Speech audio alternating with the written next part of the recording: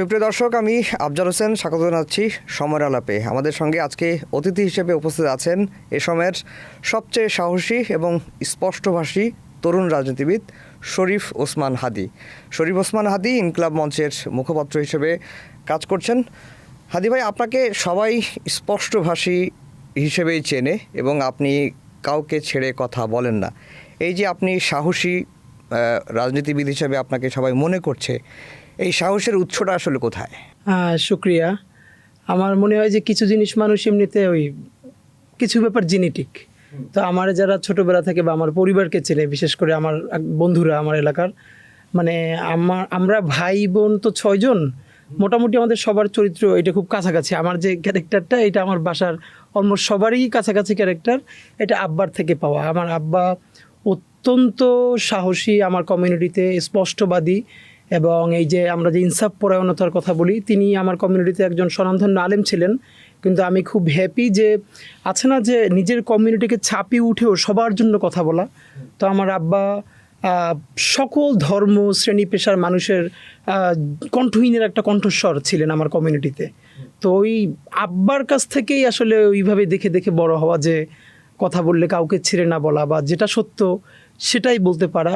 এবং আমার এটা খুব ভালো লাগে যে আমার এলাকায় বা আব্বাকে যারা চেনে বা আমাদেরকে ছোটবেলা থেকে যারা চেনে, তো ওই মুরব্বীরা অনেকে দেখে বলে যে ও মানে বাপের মতো হয়েছে একটু।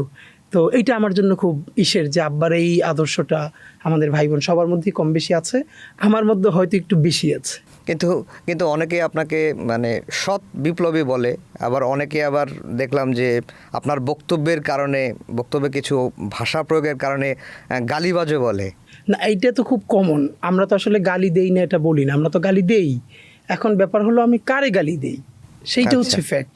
এখন ধরেন আপনি এখান থেকে যাচ্ছেন, বাসায় চলে যাচ্ছেন, তো আপনার সামনে বসে দেখলেন কি যে আপনার সামনে বসে এক ভদ্র মহিলাকে ছুরি ঠেকিয়ে কোনো ছিনতাইকারী তার সব জিনিসপত্র নিয়ে যাচ্ছে, অথবা সেটা রক্ষা করতে গিয়ে তার কোলের শিশু পড়ে মরে যাওয়ার উপক্রম হচ্ছে, তখন তো আপনার ন্যূনতম যদি সাহস এবং শক্তি থাকে, আপনি ঝুঁকি নিয়েও তো তাকে তাড়া করবেন। এখন তাড়া করবার সময় আপনি কি তাকে তৎসম শব্দবহুল ভাষায় ওহে বৎস দাঁড়াও এরকম বলবেন না, আপনি তাকে গালি দিবেন। ফ্যাক্ট হলো গালি সোসাইটিতে ছিল, আছে, থাকবে, কিন্তু যেই গালিটা গণহত্যাকারীকে দেওয়া যায়, যে হেলিকপ্টার থেকে গুলি করে 6 বছরের শিশুর কলিজা ফেলে, তখন যে আপনার গালি, এই গালিটা তো নট নেসেসারিলি আপনি নিশ্চয় অন্য কাউকে দিবেন না। সুতরাং প্রশ্ন হলো গালিটাকে আমরা কাকে দেই? আমরা একটা জঘন্যতম গণহত্যাকারী, শিশু হত্যাকারী, তাদেরকে আমরা গালি দেই, এবং সে নিয়ে তো আমাদের কোনো গ্লানি নেই। বরং এই গালির বিরুদ্ধে দাঁড়িয়ে যারা কুসুম কুসুম কথা বলে, তো তাদেরকে তো আমরা জিজ্ঞেস করি যে আজকে যে এত সুন্দর কথা বলছেন, ভাবেন বেগম জিয়ার মতো একজন ভদ্রমহিলা, ওনার পলিটিক্যাল পরিচয় বাদ দেন, এরপর দেখেন ওনার সারা জীবন উনি একটা বাহুল্য কথা বলেননি। তাকে পর্যন্ত শেখ হাসিনা প্রকাশ্য প্রোগ্রামে শতবার বলছে যে সে মদ খাইয়া লিভার পচাই ফেলছে বেগম জিয়া। আপনি পারলে আমারে বলেন তো ভাই, বাংলাদেশের এই যে আজকে এত সুশীল লোকজন, ফাইন থাকুক, একটা লোক কি প্রতিবাদ করেছে শেখ হাসিনার যে বেগম জিয়ার মতো একজন ভদ্রমহিলাকে কোনো ধরনের ডকুমেন্টেশন ছাড়া এই যে মদ খেয়ে লিভার পচাই ফেলতেছে এই কথা বলতে পারতেছে? এইটার কোনো প্রতিবাদ কেউ করছে? আরও 100 ঘটনা বাদ দিলাম, আমি সব থেকে ছোট ঘটনাটা বললাম। তো এরা যখন এই নিয়ে কথা বলে, তখন তো আমরা বুঝতেই পারি যে এদের উদ্দেশ্যটা কি। উদ্দেশ্যটা হলো এই নিয়ে আপনি হাসিনাকে গালি দিতে পারবেন না।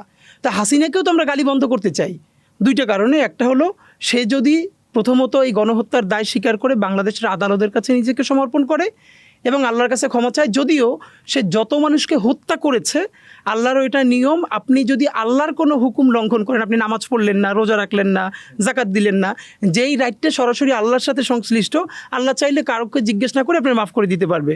কিন্তু যেটা বান্দার হক, মানে আপনি এত মানুষকে গুম করেছেন, খুন করেছেন, হত্যা করেছেন, হাক্কুল ইবাদ, সেই লোক আপনাকে ক্ষমা না করা পর্যন্ত আল্লাহ নিজের মধ্যে সেটা রাখেন নাই যে আপনি তারা ক্ষমা করতে পারবেন। এই জন্য অনেকে বলে যে কেউ যদি কষ্ট দিতে চাও কাউরে, তাহলে নিজের বাপ মারে দিও, কারণ হলো হয়তো তোমার বাপ মাই তোমার একটু ক্ষমা করবে, অন্য কিন্তু কেউ ক্ষমা করবে না। সুতরাং হাসিনা সেটা করতে পারলে, তাকে যদি সে যাদেরকে হত্যা করেছে তারা যদি তারা ক্ষমা করে দেয়, তাহলে তো আমাদের কোনো দোষ। কিন্তু আওয়ামী লীগের মধ্যে তো কোনো অনুশোচনা নাই। এইটাই হলো ভাই সবথেকে দেখছি যে এখনো তিনি দিল্লিতে বসে ধরে ফেল, লিস্ট কর, মেরে ফেলবো, এই করবো। কালকেই একটা ভিডিও, ওনার অডিও কল শুনলাম, উনি বলতেছে এবার বাংলাদেশ সাফ করে ফেলবো। তো আমি আপনার মাধ্যমে আজকে আবারও বলি, দেখেন আপনি স্পেসিফিকলি খেয়াল করেন, আমরা গত 1-1.5 বছরের অ্যাক্টিভিজমে আমরা ওভারঅল যত মানুষ আওয়ামী লীগ করে তাদের সবাইরও আমরা কোনোদিন গালিগালাজ করি নাই। ইভেন আমি বলতে পারবো আমরা এত রাফ অ্যান্ড টাফ একটা জায়গা থেকেও আমরা সব থেকে বেশি কথা বলছি আওয়ামী লীগের বিরুদ্ধে, মিথ্যা মামলার বিরুদ্ধে। আওয়ামী লীগের নামে যত আমার এলাকায় বলেছি, আমার উপজেলা নলছিটি, সেখানে একজন কাউন্সিলর, সে 10 বছরও ঢাকায় আসে না, সে আওয়ামী লীগ করে, এটা তার একটা ব্যাপার, কিন্তু তার নামে যাত্রাবাড়ি থানা পুরানো মামলা দেওয়া হয়েছে। এখন এই যে মানে হচ্ছে কি, আপনি এরকম মিথ্যা মামলাগুলো দিয়ে একে তো হলো তাদের কাছ থেকে মামলা বাণিজ্য করে টাকা খাচ্ছেন, দ্বিতীয়ত আপনি এই মামলাগুলোর মেরিট নষ্ট করে দিচ্ছেন। 5 বছর 10 বছর পর এগুলোর ডকুমেন্টেশন হবে যে সব মিথ্যা মামলা ছিল। বরং আমরা এটা বলেছি, যেই আওয়ামী লীগ, দেখেন ফিলোসফিক্যালি আওয়ামী লীগ করা কোনো অপরাধ হইতে পারে না, যে কোনো তার পলিটিক্যাল বিলিফ থাকতে পারে। অপরাধ হইল গণহত্যা করা, গণধর্ষণ করা, জেনোসাইড করা এবং তাতে সহযোগিতা করা। যেই আওয়ামী লীগ হত্যা করে নাই, গুম করে নাই, ধর্ষণ করে নাই, টাকা পাচার করে নাই, তাকে তো আমি কোনো মিথ্যা মামলার আসামি দেখতে চাই না, এবং এটা তার সাথেও জুলুম। আমরা যেটা বলি, দেখেন আমরা আমাদের শত্রুর সাথেও ইনসাফ চাই। এমন তো ব্যাপার না যে আমি নিজে মাজলুম, তো এর মানে কি আমি আরেকজনকে জুলুম করার গ্যারান্টি আমার উপরে আছে? না। বরং আমাদের যেটা ভয়, মাজলুম যদি কখনো জালেম হয়ে ওঠে তখন সেটা আরও ভয়ানক হয়ে ওঠে, এবং এটার প্রমাণ এখন কিছু আমরা দেখতেও পাচ্ছি। ধরেন যে সারা দেশে কত মিথ্যা মামলা হয়েছে না। এখন এই কালচারটা কেন হয়েছে? আওয়ামী লীগ কী করেছে, ওই যে গায়েবী মামলা দিয়ে সেখানকার বিএনপি জামাতের নামে শত শত মানুষের নাম ঢুকিয়ে আজীবন তাদের কাছ থেকে টাকা পয়সা খাইছে। এখন তারা উল্টো আবার আওয়ামী লীগের নামে মামলা দিচ্ছে। এই দেওয়ার ফলে হচ্ছে কি, টাকা পয়সার লেনদেন তো হচ্ছেই, কিন্তু আমাদের মৌলিক মামলাগুলোর যে মেরিট নষ্ট হয়ে যাচ্ছে সেই দায় কে নেবে? তো আপনার মাধ্যমে আমি যেটা আওয়ামী লীগের ভাই বোনদেরকে বলা, যে প্লিজ দেখেন, আপনারা একটু জাস্ট, মানুষ আছে না একটা যে ভয়াবহ অপরাধী, সেও কিন্তু দিন শেষে একটা সময় একটু নিজের উপলব্ধিটা হয়, আমি কি করলাম অথবা আমি কার জন্য কথা বলছি। আপনাদের প্রতি অনুরোধ যে আপনারা আল্লাহর হস্তে হাসিনার এই ভয়াবহ গণহত্যার দায় নিয়েন না। বরং আওয়ামী লীগের তো অনেকে বলে না পুনর্বাসন কেন করতে হবে? আওয়ামী লীগ যে লোকগুলো করেছে তাদের এখানে পলিটিক্যাল রাইট আছে না? এই যে আমাদের কিছু কিছু সাংবাদিক বন্ধুরা একটা ন্যারেটিভ নির্মাণ করার চেষ্টা করতেছেন, কি এত কোটি মানুষ আছে যারা জীবনে নৌকা ছাড়া ভোট দেয় নাই, তাদের জন্য আপনি কি করবেন? এটা তো হলো কেমন ব্যাপার জানেন? এটা একটা কেমন দাবি আমি আপনার বলি। ধরেন, এটা আপনাকে নাম করেই বলি, ধরেন আপনি একজন প্রফেশনাল কিলার। তো প্রফেশনাল কিলার হওয়ার পরে আপনি প্রতিদিন একটা খুন না করে ধরেন আপনি ভাত খাইতে পারতেন না, এটা আপনার একটা অভ্যাস যে আমি আজকে একটা খুন করি না, আমি ভাত খাইতে পারি না। হঠাৎ করে দেশে আইন শৃঙ্খলা প্রতিষ্ঠিত হয়েছে, এখন আপনি তো খুন করতে পারতেছেন না, তো এখন তো আপনার ভাত খাওয়া বন্ধ হয়ে গেছে। তো এখন আপনার মা বা বাবা, সরকার একটু বলবে আমার ছেলেটার একটু খুন করতে দেয়, নইলে ভাত খাইতে পারতেছে না, বা এটা কেমন কথা? ফ্যাক্ট হইল, আমরা যেটা বলতে চাই যে আপনি যেই আওয়ামী লীগ গণহত্যা করে নাই তারা নতুন দল করুক, অন্য দলেও তারা যোগ দিক, কোনো সমস্যা নাই তো, কেন দিতে পারবে না? যদি সে কোনো গণহত্যায় অংশ না নিয়ে থাকে তাহলে মানে হোয়াটস রং যে সে বিএনপি করতে পারবে না, সে জামাত করতে পারবে না, সে এনসিপি করতে পারবে না, তাকে স্পেস দেন, অথবা সে নিজেই দল করুক আরও 2-4টা। কিন্তু ওই যে তার মার্কা নৌকাই লাগবে, এইটাই হলো এখানকার ভয়াবহ কাজ যেটা সামনে চলতেছে। কেন আপনার নৌকাই কেন লাগবে? মানে আপনি যেই মার্কাটা দিয়া গণহত্যার সমস্ত প্লট এতদিনে সাজাইছেন, ওইটা আপনার লাগবেই লাগবে, যাতে পরবর্তীতে ওই গণহত্যাগুলোকে আপনি লেজিটিমেসি দিতে পারেন। আপনি বলছিলেন যে মাজলুম যখন জুলুমকারী হয়ে যায় তখন সেটি আসলে কারোর জন্যই শুভকর বিষয় বই আনে না, এরকম কি পরিস্থিতি দেখতে পাচ্ছি এই 14 মাসে? না, এরকম তো কিছু হয়েছেই। ধরেন সত্য কথা বলতে, ধরেন বাংলাদেশের যত মিডিয়াগুলো, এগুলো তো মূলত ঢাকার বাইরে মিডিয়া না, এটাই সত্য। ধরেন বাংলাদেশের যতগুলো চ্যানেল আছে তার কয়জনের ক্যাপাসিটি আছে প্রত্যেকটা জেলায় উপজেলায় ক্যামেরা দিয়ে এবং স্টাফ দিয়ে নিউজ করায় নিয়ে আসা? এটা তো সম্ভব না, এটা তো কঠিন। তো এখন দেখেন বাংলাদেশে ইউনিয়নগুলোতে, উপজেলাগুলোতে, ইভেন জেলাগুলোতেও চাঁদাবাজি বলি এবং অন্যান্য যে কাজগুলো আছে, এগুলো মিডিয়া হাউস জানে না, আপনারা সব জানেন, কিন্তু আপনারা বিভিন্ন কারণেই সেগুলোকে তুলে আনতে পারবেন না, এটা বাস্তবতা। ছোট একটা প্রমাণ বলি, ছোট্ট মাত্র মনে আসলো, আমি যেহেতু ঢাকাতে ইলেকশন করতেছি, তো আর একটা মিডিয়া হাউস কয়েকদিন আগে আমাকে নিয়ে 4-5 মিনিটে একটা প্যাকেজ বানাইছে, হ্যাঁ, যে ঢাকাতে আমি ইলেকশন করতেছি বা তরুণদের মধ্য থেকে। আমি অবাক হলাম যে সেই হাউসেও ফোন দিয়ে জিজ্ঞেস করা হয়েছে যে আমাকে নিয়ে তাদের এত আগ্রহের কারণ কি। আচ্ছা, মানে এটা কিন্তু ঢাকার মধ্যেই। তো এবার আপনি ভাবেন তো, যে ঢাকা না হয়ে একটা জেলা হয়, উপজেলা হয়, সেখানে যে অপরাধটা করছে সে তো নিশ্চয়ই পাওয়ারফুল।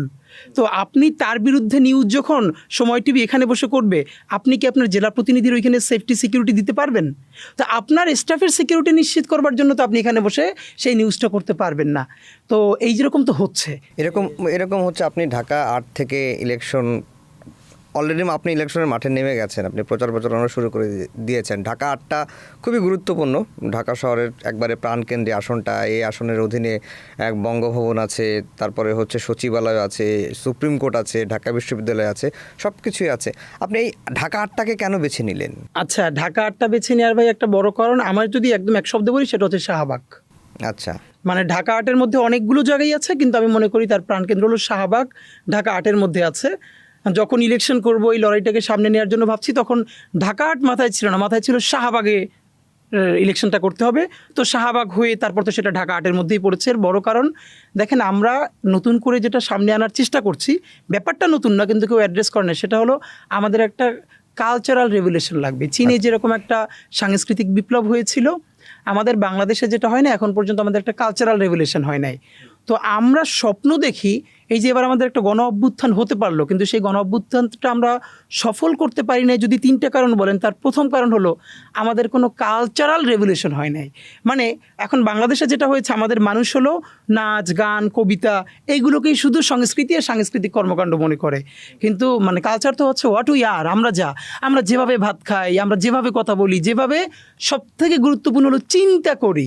এই যে আমাদের চিন্তায় ঢুকানো হয়েছে এতদিন ধরে যে ঠিক আছে হাসিনা খারাপ, কিন্তু তার বিকল্প কে? আরে তার বিকল্প মধু চদু কদু, জনগণ ঠিক করবে, কিন্তু সেটা বলবার এখতিয়ার তোমার কে দিছে? তার বিকল্পকে। এই যে মনস্তত্ত্ব তৈরি করা হয়েছে, আপনি ধরেন আগামী 100 বছরে বাংলাদেশে পদ্মা সেতু হয় না, আপনি ভাইবেন আপনি কয়েকশো পদ্মা সেতু করলে একটা গুমের জাস্টিফিকেশন দিতে পারবেন? একটা গুম বলেন তো ভাই। যেই সন্তান তার মায়ের গর্ভে, তখন তার বাপ গুম হয়ে গেছে, এরপর দুনিয়ায় এখনও সে প্ল্যাকার্ড নিয়ে ঘোরে, সে তার বাবার। আপনি শুধু ভাই আপনার সন্তানটার কথা চিন্তা করেন, যে মানুষ অন্তত কি চায়, তার বাবার পাশের কবরটার পাশে বসে দোয়া করবে বছরে একবার, সে তার লাস্টের খবর পর্যন্ত জানে না। তো আপনি এই যে কতক্ষণ পদ্মা সেতু দেখাইয়া, কতক্ষণ মেট্রো রেল দেখাইয়া, আপনি কতগুলো গুম, কতগুলো খুন, শাপলা, পিলখানা, জুলাই, কতগুলো গণহত্যার আপনি জাস্টিফিকেশন দিবেন? আরও ভয়াবহ ব্যাপার হলো, এগুলোর এমনভাবে পোট্রে করা হয়েছে, পদ্মা সেতু আর মেট্রো রেল মনে হয় এটা তার বাপের পয়সায় করছে। বরং দেখেন একটা রাজনৈতিক জনগোষ্ঠী হয়ে ওঠার আকাঙ্ক্ষাটা কি। আমরা যখন বলছি যে আমাদের 1200 কোটি টাকার পদ্মা সেতু তুমি 4000 কোটি টাকায় নিয়ে গেছো, এই টাকা কি তোমার বাপের? এই টাকা তো আমাদের, আমার টাকা, আপনার টাকা, সরকার টাকা পায় কোথায় ভাই? আবার বাংলাদেশে একটা সিস্টেম কি জানেন, আপনি খেয়াল করবেন ভাই, সব কিছু সরকারি সম্পত্তি, পাবলিক না। পাবলিক খালি একটা, সেটা হলো পাবলিক টয়লেট। আরে ভাই পাবলিক মানি, এটা পাবলিকের পয়সায় হচ্ছে, বলে সরকারের আবার সম্পত্তি থাকে কিভাবে? সরকার নিজে কোন টাকা পয়সা নিয়ে আসে? সরকার বরং যেই টাকা পয়সা সে জনগণেরটা খায়, সে বেতন নেওয়ার কথা, সব দেখবেন সরকারি সম্পত্তি, আর টয়লেটটা করছে শুধু পাবলিক টয়লেটের নামে। ওই যে এরকম কথা যে সংসদ সার্বভৌম, সেনাবাহিনী সার্বভৌম, সরকার সার্বভৌম, কিন্তু জনগণ সার্বভৌম, মানে জনগণ সার্বভৌম না। তো এই জন্য ব্যাপার হলো যে আমাদের জনগণের পয়সা, বরং আমরা যখন প্রশ্ন করবো যে আমি মেট্রো রেল করতে পারতাম 1200 কোটি টাকায়, অথবা পদ্মা সেতু, সেইটার তুমি 5 গুণ বাড়াইয়া মেগা প্রজেক্ট করে কত হাজার কোটি টাকা বিদেশে পাঠাইছো। এবং এই যে প্রত্যেকটা প্রশ্ন, ধরেন আমি আপনাকে বলি, এই যে পূর্বাচল যাওয়ার যে উড়াল সেতুটা করলো, আমাদের আমরা কেমন একটা, দেখেন আমরা রাজনীতিটা কেন করতে চাই, আমাদের আকাঙ্ক্ষা হলো সামনে যেই ক্ষমতায় আসুক, এটা আমাদের ফ্যাক্ট না, আমরা একটা রাজনৈতিক জনগোষ্ঠী হয়ে উঠতে চাই। মানে হলো আমার সিএনজিওলা, এটা ভাই আমি আমার নিজের পড়াশোনার কারণে আমি একটা লম্বা ইন্টারভিউ করছিলাম অনেক শ্রেণী পেশার মানুষের সাথে। তো অনেককে জিজ্ঞেস করছি, রিক্সাওয়ালা, ভ্যানওয়ালা, সবজিওয়ালা বাদ, ধরেন শিক্ষক আছে না হাই স্কুল পর্যায়ে, ইভেন কলেজের প্রভাষক, তাদেরকে জিজ্ঞেস করেছি আপনি কি ট্যাক্স দেন? একটু বলেন না আমি তো ট্যাক্স দেই না। মানে হলো আমাদের দেশে এস্টাবলিশ করা হয়েছে, যার ওই যে আপনার আছে, টিন আছে, ট্যাক্স আইডেন্টিফিকেশন নাম্বার আছে, যে ওই রিটার্ন জমা দেয় সেই শুধু ট্যাক্স দেয়, এর বাইরে কেউ ট্যাক্স দেয় না। অথচ আমাদের আয়কর, আমাদের যে রাষ্ট্রীয় আয়, এর সব থেকে বড় জায়গাটা তো হলো ভ্যাট। যেই বাচ্চাটা এইমাত্র জন্মগ্রহণ করলো, এই জন্মগ্রহণ থেকে শুরু করে রাষ্ট্রের ভ্যাট ট্যাক্স দেওয়া শুরু করে মরে যাওয়ার পর দেয়, কারণ মরে যাওয়ার পর যে কফিন কেনে, কাফনের কাপড় কেনে, তার উপরেও কিন্তু ভ্যাট ট্যাক্স আছে। এখন আমার রাষ্ট্রের কোটি কোটি জনগণ জানেই না, সে 1 টাকার কথা বললেও 20-30 পয়সা এখানে সে রাষ্ট্রে দেয়, সে প্রতি বছরে হাজার হাজার লক্ষ লক্ষ টাকা রাষ্ট্রকে দেয়। এর মানে সে যেহেতু জানেই না আমি রাষ্ট্রকে দেই, তাহলে সে কী করে বুঝবে সে রাষ্ট্রের মালিক? ধরেন আমি যদি জানি আমার বাড়ির পাশে ওই জমিটুকুন আব্বা রাইখে গেছে, এইটা আগে আমার জানতে হবে, দেন আমি একটা বয়সে গিয়ে দাবি করতে পারবো যে এই জমি তুমি আমার বুঝাই দাও না কেন। আমি যদি কোনোদিন নাই জানি, তো আমার কোটি কোটি জনগণ কেউ জানেই না যে সে রাষ্ট্রের টাকা দেয়। সে শুধু তাকে সংসদে হাসিনা শিখাইছে, হাসিনা মোবাইল দিছে, হাসিনা পদ্মা সেতু দিছে, হাসিনা উড়াল সেতু দিছে, হাসিনা মেট্রো রেল দিছে। হাসিনা টাকা পাইছে কই? আর আমার জনগণ যদি জানে এই সমস্ত টাকা আমরা হাসিনাকে দিছি, হাসিনা সব নিজে খাইছে এবং তার বন্ডি নিয়ে সব পাচার করছে। এই যে রাজনৈতিক জনগোষ্ঠী হয়ে ওঠা, না ভাত কাপড় হাসিনা দিছে, ভাত কাপড় সব দিছে, মানে সব সে দিছে। হ্যাঁ, আচ্ছা, আপনি বলছিলেন মাঝখানে যে সাংস্কৃতিক বিপ্লবের কথা, যে এই 14 মাসে এই ধরনের কোনো কিছু তো আমরা এখন পর্যন্ত লক্ষ্য করি না। ইন্টারিম কি করলো? আমাদের আফসোস এইটাই, আমাদের আফসোসটা কি, ধরেন আজকে 14টা মাস হয়েছে, আজকে দেশে একটা ইনকিলাব মঞ্চ কেন থাকবে বা একটা হাদি কেন থাকলো? আমার আফসোস হইল মানে জুলাইয়ের মতো ঐতিহাসিক একটা গণ অভ্যুত্থানের পরে আমাদের তো কমপক্ষে কয়েক ডজন ইনকিলাব মঞ্চ দরকার ছিল, আমাদের অন্তত শখানেক হাদি দরকার ছিল। ধরেন আমি যদি এখন 20টা টপিকে কথা বলি, আমার কোনো কথারই কিন্তু গুরুত্ব থাকবে না, মানে ফোকাসড থাকতে হবে। তো আমরা যদি আজকে 100 ছেলে মেয়ে সততা এবং সাহসের সাথে দাঁড়াই থাকতে পারতাম, এক একজন এক একটা টপিকে কথা বলতাম, দেখেন ভয়েস রেইজ করলে একটা পর্যায়ে যে সেটার ইম্প্যাক্ট তৈরি হয়, এটা তো সত্য, এটা আমরা গত 1 বছরে দেখলাম। এখন আমরা কিন্তু দেখেন, আপনি বললেন না যে আমরা সত্য বলবার চেষ্টা করি, আমরা কিন্তু সব সত্য বলতে পারি না, এটা আমাদের ব্যর্থতা, এটা আমরা ক্ষমা চাই মানুষের কাছে। মানুষ আমাদেরকে সত্যবাদী বলে, মানুষ আমাদেরকে ইনসাফ পরায়ণ বলে, কিন্তু আমরা তো জানি আমাদেরও কিছু কিছু জায়গায় থামতে হয়, এটা আমাদের জন্য লজ্জাজনক, এটা আমাদের গ্লানি। কিন্তু আজকে যদি আরও 20টা ইনকিলাব মঞ্চ থাকতো, তাহলে তো একটা সত্য আরেকটা ইনকিলাব মঞ্চ বলতে পারতো। এবং এই যে ভয়েস তৈরি হওয়ার পর সেটার জন্য একটা সিদ্ধান্ত গ্রহণ প্রক্রিয়ায় ইনপুট তৈরি হয়, এটা তো আমরা দেখেছি অনেকবার। তো এখন আমাদের যেটা দরকার ছিল, আমাদের ওই বোঝাপড়ার, যেটা হয়েছে এই গণ অভ্যুত্থানটা তো দীর্ঘ বোঝাপড়ার মধ্যে দিয়ে তৈরি হয় নাই, অল্প সময়ের মধ্যে হয়ে গেছে। এই জন্য আমি সবসময় বলি কি, হয়তো আমাদের আরও অনেক প্রাণহানি হইতো, কিন্তু যদি আরও একটু লম্বা সময় আমরা আওয়ামী লীগের বিরুদ্ধে যুদ্ধটা করতে পারতাম, তাহলে আমাদের বোঝাপড়া তৈরি হইতো মানুষের সাথে রাষ্ট্র গঠন প্রক্রিয়ায়। ধরেন আজকে কিন্তু আপনি আমি জানি না কথা বলবার সময় কে আমাদের সাথে মির্জাফরি করে আমাদের গণ অভ্যুত্থানকে নাই করে দিল, আমরা কিন্তু এখনো চিনি না। কারণ সিরাজউদ্দৌলা তখন কিন্তু জানতো না, অনেক পরে কিন্তু জেনেছে যে এই সময় ষড়যন্ত্রটা কি হয়েছিল। আল্লাহ না করুক, হয়তো 50 বছর 100 বছর পর আপনার ছেলে মেয়েরা, আমাদের ছেলে মেয়েরা গল্প করবে যে 24-এর গণ অভ্যুত্থানের এতজন উপদেষ্টা মূলত তারা ষড়যন্ত্রকারী ছিল, তারা অনুপ্রবেশকারী ছিল, যে বাংলাদেশের এই অর্জনকে তারা দিল্লির কাছে বর্গা দিয়ে দিয়েছিল। আমরা জানি না কি হবে, তা আমাদের এরকম কিছু মুরব্বি দরকার ছিল। আজকে বাংলাদেশের জুলাই বাঁচবে কিভাবে? জুলাই আসলে আমার ধারণা কি জানেন, কোনো একক ব্যক্তি আর সংগঠন আসলে জুলাই বাঁচাইতে পারবে না। জুলাই বাঁচাবে বাংলাদেশের আপামর মানুষ, যেই মানুষরা সমস্ত ভয় উপেক্ষা করে এইবার রাজপথে নামছে। আমার ধারণা এখন যত হতাশার কথা যে যা বলুক, ওরকম সিচুয়েশন তৈরি হলে তারা আবারও নামবে। এই যে দীর্ঘ, দেখেন আপনি একটা অবাক করবার ব্যাপার না, যে হাসিনা যেভাবে একটা জেনারেশন তৈরি করছিল, কেউ কি কোনোদিন ভাবছে যে আমি একটা বাচ্চা আমাদের সাথে দেখা করতে আসছে, তার বাবা মা, মানে তাদের খুব ইচ্ছা ছিল, ছেলেটা ইংলিশ মিডিয়ামে পড়ে, তার বাবা মা বলতেছে ও সারা জীবনে ইভেন ও স্কুল থেকে ফেরার পর ওর ফ্রেন্ডদের সাথেও কোনোদিন হ্যালো করে না, সারাদিন গেমস খেলে এবং এভাবেই ওর লাইফটা কাটে, সাধারণ জিনজি যেভাবে হয় জেনজি। কিন্তু সেই রক্ত দেখে এত ট্রিগার্ড হয়েছে, সে বাসার থেকে বটি নিয়ে বেরোয় গেছে এবং তার সিকিউরিটির জন্য তার বাবা মাও তার সাথে রাস্তায় রাস্তায় হাঁটতে হয়েছে, এবং সে বলছে আমাকে বাধা দিলে তাইলে আমি খুবই খারাপ কিছু করব। তো এই যে সমস্ত ন্যারেটিভকে উপেক্ষা করে আমাদের এই ছেলে মেয়ে, আমাদের বৃদ্ধরা নেমে আসতে পারলো, আমার ধারণা এইরকম কিছু শক্তি, এরকম কিছু স্পিরিট এইরকম জুলাইকে বাঁচাই রাখবে। এছাড়া আর আপনি আমাকে যেটা বললেন, ধরেন আমি চাইলে বলতে পারতাম যে আমাদের মতো তরুণরা জুলাই বাঁচাবে, এই কথাটার ভয়াবহ ব্যাপার কি, যেমন আমরা জুলাইয়ের পর পর অনেকে কাউরে জুলাইয়ের ইমাম, কাউরে জুলাইয়ের মুয়াজ্জিন বলতাম না, মাস্টারমাইন্ড। হ্যাঁ, মাস্টারমাইন্ড। এইটা আমি প্রথম দিন থেকে প্রতিবাদ করছি। দেখেন আমি বলি যারা আমরা ধর্মে বিশ্বাস করি, বিশেষ করে ইসলামে বিলং করি, আমি বলি এই জুলাইয়ের সব থেকে বড় মাস্টারমাইন্ড আরশে আল্লাহ থেকে। আল্লাহ আমাদের অন্তরে এত বেশি অসীম সাহস ঢেলে দিছে যে মানুষ উপরে হেলিকপ্টার গুলি করতেছে কিন্তু রাস্তা থেকে সরে না। এক আর হলো বাংলাদেশের রিক্সাওয়ালা, ভ্যানওয়ালা, আপনি নিজেও নিশ্চয়ই দেখবেন, আপনি যেহেতু মিডিয়ার মানুষ, যে অনেক রিক্সাওয়ালা শুধু রাজপথে নামছে রিক্সা নিয়ে অসুস্থদেরকে হসপিটালাইজ করবার জন্য, অনেক রিক্সাওয়ালা, অনেক ভ্যানওয়ালা, সিএনজিওয়ালা। তো আমরা তো আসলে তাদের রাষ্ট্রটা বানাইতে পারি না। তো আপনি যদি আমার বলেন জুলাইয়ের অর্জনটাকে, জুলাইয়ের অর্জনটা হলো একটা ইনসাফের রাষ্ট্র বানানোর জন্য তো একটা দীর্ঘ লড়াই এবং বোঝাপড়া দরকার।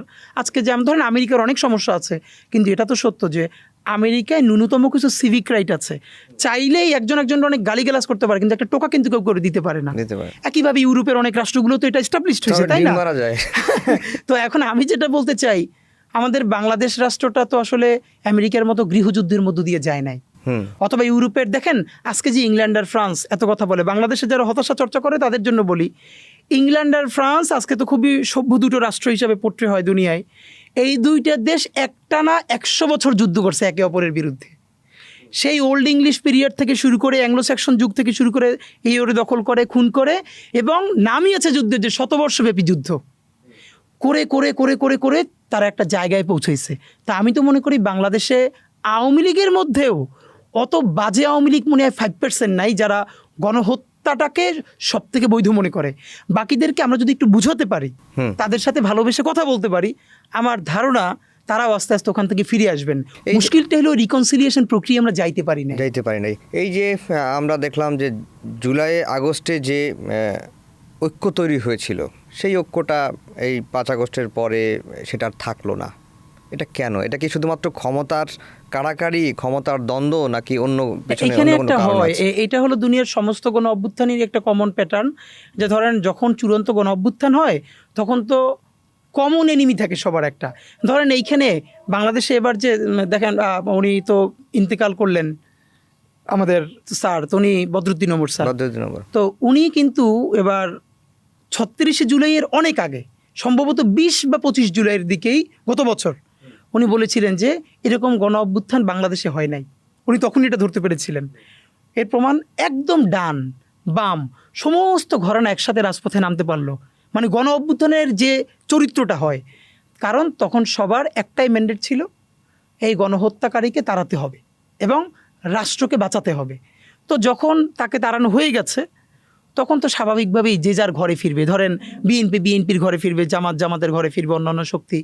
স্বাভাবিকভাবে যেটা হয়, গণ অভ্যুত্থানের পরবর্তীতে যারা বিপ্লব করে তাদের মধ্যে খুনোখুনিও হয়ে যায়। তা আমি রাদার ধরেন দেখি, ইভেন ধরেন মুক্তিযুদ্ধের ক্ষেত্রে যদি ধরেন, মুক্তিযুদ্ধর পরে একদিকে মুজিব বাহিনী, সেখান থেকে রক্ষী বাহিনী, আরেকদিকে যারা রিয়েল মুক্তিযোদ্ধা, এরা একে অপরের বিরুদ্ধে কিন্তু অস্ত্র ধরতেছে। এবং আপনাকে ফাঁকে বলে রাখি, দেখেন বাংলাদেশে সত্যি কথা তো গত 1 বছর অনেক কেওয়াস হচ্ছে না, হচ্ছে তো। এখন কিসের সাপেক্ষে কতটুকুন কেওয়াস হবে এটা তো আপনার ন্যূনতম একটা বোঝাপড়া লাগবে। একটা তুমুল গণহত্যার পর রাষ্ট্র নামক, দেখেন বাংলাদেশ রাষ্ট্রটাকে হাসিনা এমনভাবে রেখে গেছে, অনেক বুদ্ধিজীবীরা এইটারে জাস্টিস লতিফুর রহমান ওনাদের সাথে মিলানোর চেষ্টা করেন যে লতিফুর রহমান সাহেব এসে এই সময়ের মধ্যে ঠিক করে পারলেন ডক্টর ইউনূস।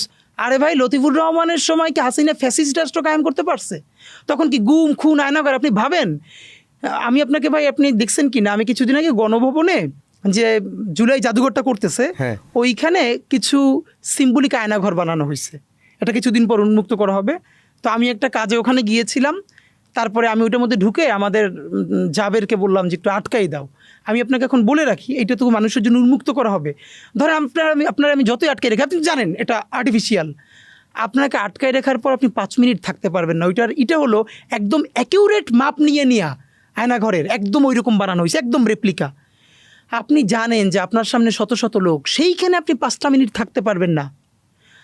আর সত্যিকারের আয়না ঘরে যার জীবনটা, একটা মেয়ে বলতেছে তাকে যেখানে রাখা হয়েছে সেইটার অর্ধেক জায়গাটুকুন কমোডে পুরোটা বসা যায় না, অর্ধেক বসে ওয়াশরুমে যেতে হয়, এবং সেই দরজাটা লক করা যায় না, সেখানে আবার তাকাই থাকে সিকিউরিটি।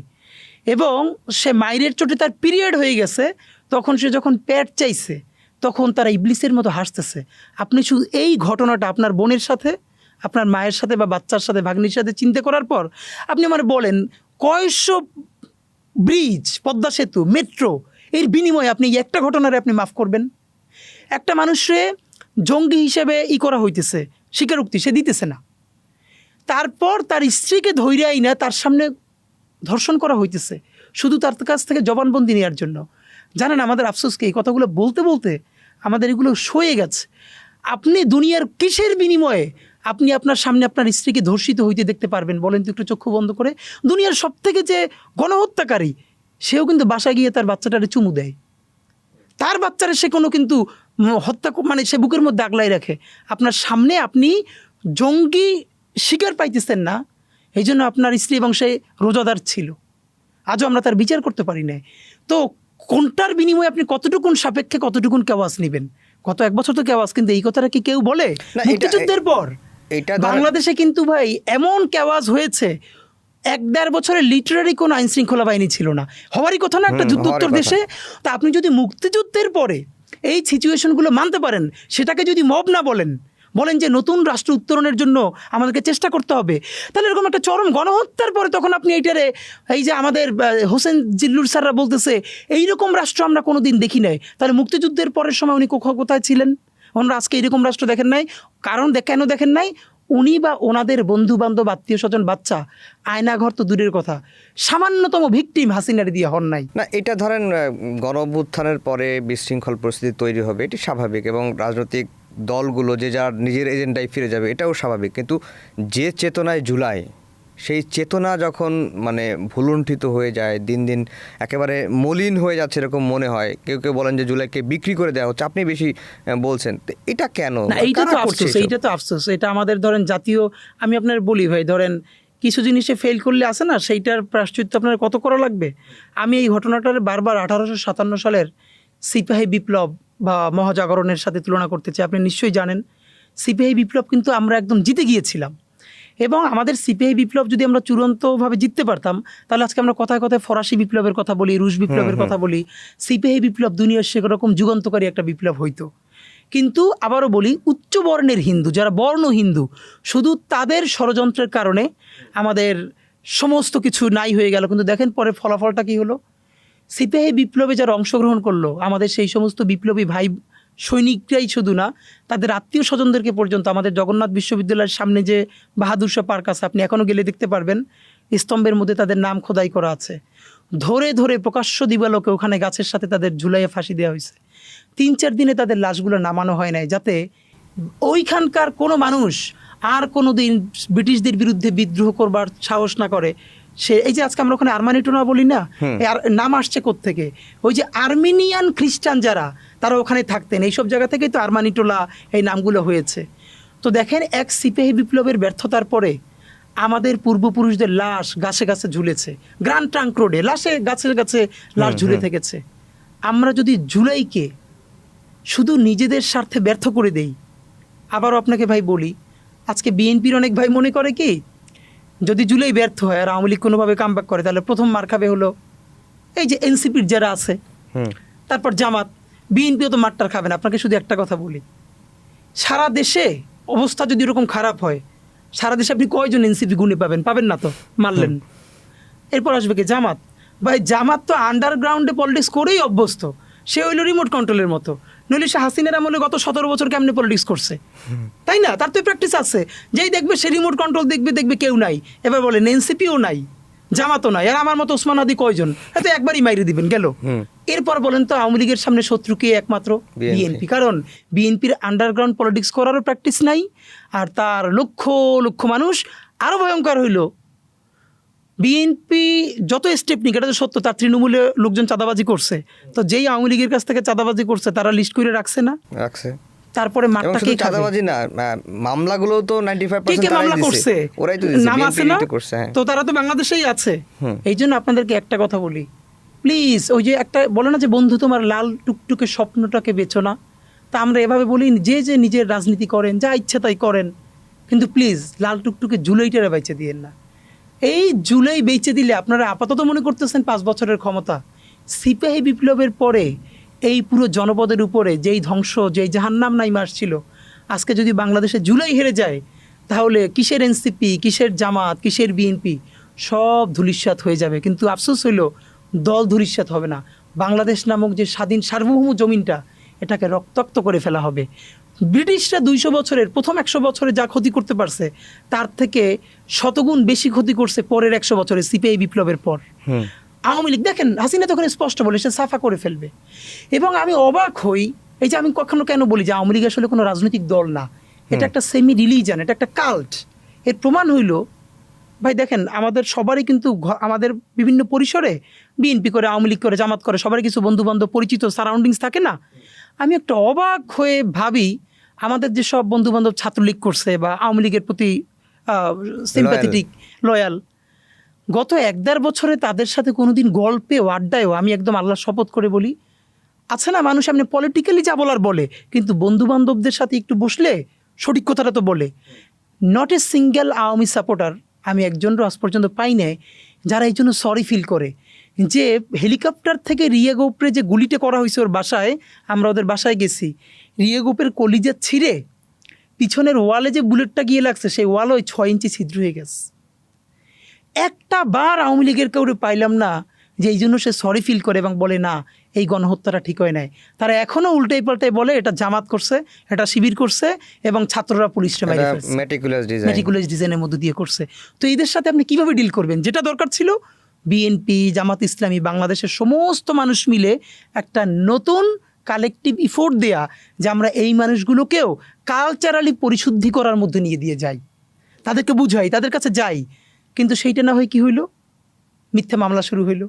তো এখন সে মিথ্যা মামলা হওয়ার পর তো সে আপনি বুঝাইতে চাইলেও, আমি আপনার অনেস্টলি বলি ভাই, আমার যদি সুযোগ থাকতো আমি এমনি চিল্লেপাল্লা যা করি, আমার 2টা ক্যারেক্টার ভাই। আপনি আমার বিনয়ী ক্যারেক্টারটা স্বাভাবিকভাবেই কাউরে দেখানো দরকার হয় না। আমি যে আমার গণহত্যাকারী তার সাথে আমি সব থেকে হিংস্র, এটা হতে আমার কোনো মানে আমি আমার ধরেন ওই যে উপদেষ্টা মাহফুজ আলমকে ইংল্যান্ডে একটা ওই গণহত্যাকারীরা হামলা করবার চেষ্টা করলো না, তো আমি তখন একটা ফেসবুকে পোস্ট দিছি। এখন ধরেন আমি যদি ইংল্যান্ড যাই, আমার উপরে কি আওয়ামী লীগ এটা করবে না? অফকোর্স করবে, কেন করবে না?